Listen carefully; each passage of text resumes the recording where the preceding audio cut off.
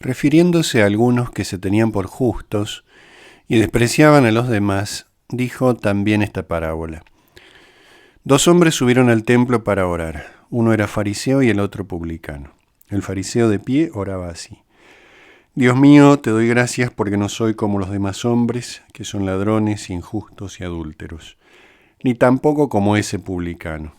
Ayuno 2 veces por semana y pago la 10ª parte de todas mis entradas. En cambio, el publicano, manteniéndose a distancia, no se animaba siquiera a levantar los ojos al cielo, sino que se golpeaba el pecho diciendo, Dios mío, ten piedad de mí, que soy un pecador. Os aseguro que este último volvió a su casa justificado, pero no el primero. Porque todo el que se eleva será humillado, y el que se humilla será elevado. En la Sagrada Escritura, la justicia es el vivir de manera agradable a Dios. El justo es el hombre que se adecúa a la voluntad del Señor, pero no por un mero esfuerzo propio, sino porque en primer término Dios ha actuado en él. Es Dios quien justifica, Dios quien hace justo al pecador. De otra manera sería imposible ser justo al margen de esta acción divina. Es Él, Dios, quien lo vuelve agradable, digno de admiración, pleno de belleza interior. En la justicia hay un fundamento, un ser justo, que como consecuencia se despliega en un obrar justo. Y de parte del hombre lo primero que cabe es el reconocimiento de esa acción divina que lo justifica, no por mérito propio, sino por pura misericordia. El fariseo de la parábola es autorreferencial, se dedica a contemplar su propia y supuesta justicia, reza, como nos dice el Evangelio, delante de sí mismo o hacia sí mismo, pervirtiendo así el sentido de su acción de gracias. Recordemos que al comienzo de esta parábola del Señor, cuando San Lucas introduce el motivo de enunciar la parábola, dice refiriéndose a algunos que se tenían por justos y despreciaban a los demás. O sea, no eran justos. Este no es un justo, este fariseo. Se tiene por justo, pero no lo es. ¿Por qué? Porque desprecia a los demás. Y desprecia a los demás porque es autorreferencial. Entonces pervierte el sentido de su acción de gracias. Parece agradecer a Dios. Fíjense que dice, dos hombres subieron al templo para orar y el fariseo cuando comienza dice, Dios mío, te doy gracias. Pero es una gratitud corrompida, pervertida, vaciada de sentido. En el fondo no hay una acción de gracias. Parece agradecer a Dios, cuando en realidad el único objeto de gratitud es el mismo, bajo las apariencias de religiosidad. Parece una oración a Dios y en realidad es una oración a sí mismo, una oración corrompida. Es objeto de su propio culto. Se cree justo, pero no lo es. Y entonces tampoco es justificado, porque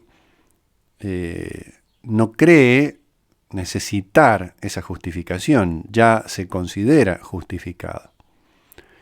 En la primera página del Evangelio de San Juan se nos muestra al Verbo de Dios junto al Padre. Está, si se puede hablar en esos términos, vuelto hacia el Padre, mirando hacia el Padre, dirigido hacia el Padre. Así será toda la vida de nuestro Señor en este mundo también, todo para gloria del Padre. Es exactamente lo contrario de este fariseo de la parábola. No está vuelto hacia Dios, sino encerrado en sí mismo. Y así toda religiosidad se corrompe, se pervierte. No debemos negar los dones de Dios, pero no debemos atribuirlos a nosotros mismos. Robarle a Dios sus dones al desvincularnos de su origen. Todo lo bueno que tenemos es recibido.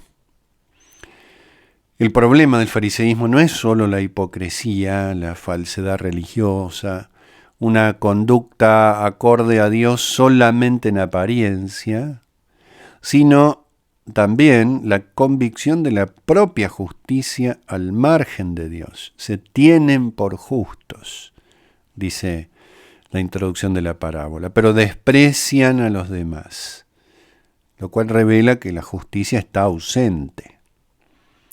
El rasgo es muy parecido a la actitud del hijo mayor en la parábola del hijo pródigo o del padre misericordioso. El hijo mayor se cree justo y desprecia a su hermano. Hasta hay una resonancia, una similitud. Ese hijo tuyo, le dice. Y acá el fariseo dice, ese publicano. Tanto el hijo menor como el publicano reconocen su pecado y reconocen sobre todo la necesidad que tienen de la misericordia de Dios. Reconocen que Dios es misericordioso. O sea, reconocen su pecado a la luz de la misericordia. No se atrevía a levantar los ojos al cielo. Solo esperan en Él. En el fariseo y en el hijo mayor de la parábola del hijo pródigo hay una autoexclusión de la misericordia por una culpable convicción de la propia justicia. María Santísima había llevado a un punto culminante el clamor del Antiguo Testamento, de aquellas voces que desde la distancia de los siglos resuenan en su boca, reconociendo la obra admirable de Dios. Derribó a los poderosos de sus tronos y exaltó a los humildes. Aquellos humildes no se entienden, sino es a la luz del humilde por excelencia, de aquel que, como dice la carta a los Filipenses, se humilló a sí mismo, obedeciendo hasta la muerte y muerte de cruz, por lo cual Dios lo exaltó y le otorgó el nombre que está sobre todo nombre. Por eso no es suficiente la justicia de escribas y fariseos para entrar en el reino de los cielos, como dice Mateo 5:20. Con esa justicia es imposible entrar, porque no es verdadera justicia. Es necesaria la justicia que proviene del Hijo de Dios gracias a su obra redentora. Aquella justicia que provenía de la ley era buena, pero insuficiente, reclamaba la caridad, y además los fariseos la habían pervertido en su dirección, distorsionado su sentido, porque la habían desarraigado del amor. La ley verdadera está arraigada en el amor. Los fariseos desvincularon ambas cosas. Y entonces redujeron la ley a una práctica fría, distante, sin sentido, sin orientación. Porque no hay verdadera justificación sin caridad. Y ese amor era precisamente aquello de lo que carecía y de lo que carece el fariseísmo. Carecía de lo único que podía dar sentido a la ley. San Pablo también va a decir que la caridad es la plenitud de la ley. Y así carecía de todo, porque quien no tiene caridad, como dice también San Pablo, nada es, no existe. En la primera carta a los Corintios, capítulo 13. El retorno a la casa justificado es un signo de redención operante en el corazón del hombre. Retorna a casa, dice del publicano arrepentido. La humildad, esa magnífica obra de Dios, abre las puertas del cielo, cura las heridas del alma, fortalece en el camino. Los humildes que ya en el Antiguo Testamento eran quienes confiaban totalmente en Dios, careciendo de todo apoyo humano.